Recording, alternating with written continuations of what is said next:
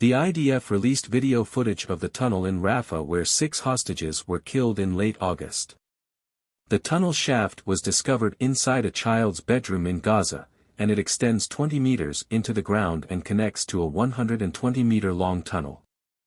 The tunnel is narrow with low ceilings, no rooms, and has a metal door at its end. This is a passage tunnel, not a room tunnel. Standing up straight is impossible, and the humidity is extreme, IDF spokesman, ADM. Daniel Hagari said. Here, we can see their blood on the floor. This is where their final moments occurred. Hirsch, Goldberg Polin, Eden, Yerushalmi, Carmel, Gat, Ori, Danino, Almag, Sarusi, and Alex, Lobanov. They were brutally murdered here. It is extremely difficult to survive in such conditions. They were heroes, coldly murdered by terrorists who build tunnels beneath children's bedrooms and hide with captives, he added. Hagari noted that the evidence is still being analyzed and he displayed some of the objects found within the tunnel, indicating the prolonged stay of the hostages. Among the objects found were bottles of urine, a makeshift bucket cesspool, women's hygiene products, as well as various weapons, including Kalashnikov magazines and bullet shells. The Hostages and Missing Families Forum called the Tunnel of Horrors footage shocking. It reveals the horrific conditions endured by Carmel Gat, Hirsch Goldberg Polin, Alex Lobanov, Almag Sarusi, Ori Danino, and Eden Yerushalmi for 11 months. They were confined in narrow 1.5-meter tunnels, deep underground, deprived of air and sanitary conditions, and subjected to constant mental and physical abuse before their brutal execution. There are 101 hostages still held in Gaza, enduring unimaginable suffering. Hungry, exhausted, and tortured, they cling to a single hope, that we will continue fighting for their freedom. They trust us to bring them home. Stay updated with the latest news.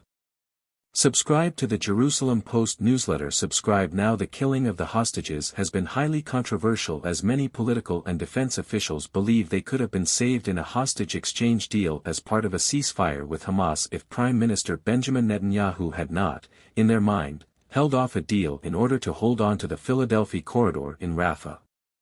Controversy on the deal. In addition, the IDF confirmed on Tuesday that the 6 hostages were killed by their Hamas captors on August 29, 2 days after the IDF rescued Israeli Bedouin Qaid Farhan al-Qadi on August 27 from a nearby tunnel. The IDF said it does not know the exact time the 6 hostages were killed.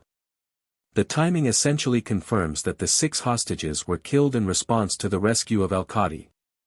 However, it also likely disqualifies drawing any direct connection to the Israeli cabinet vote on keeping the Philadelphia corridor in any hostage deal early Friday. Further, the IDF said it had found the bodies of terrorists nearby who might have been the killers of the hostages. These terrorists were trying to escape the tunnel area above ground.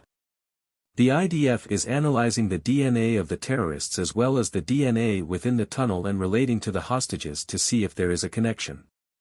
It believes that 2 terrorists were involved in killing the hostages.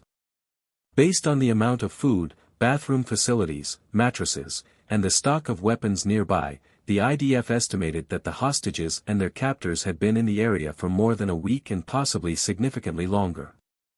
Captives kept in cages. It recalled that when it penetrated one of the largest tunnels where hostages had been kept in cages in Khan Yunis in January and later, those hostages were moved to other locations either in Khan Yunis or in Rafah.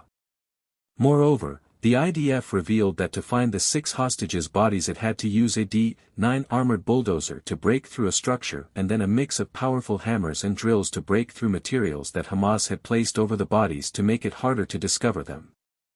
Also, the IDF said it has tried to learn lessons from this and other incidents in which its operational activities may have endangered hostages so as to minimize such risks in the future while maintaining ongoing military pressure on Hamas.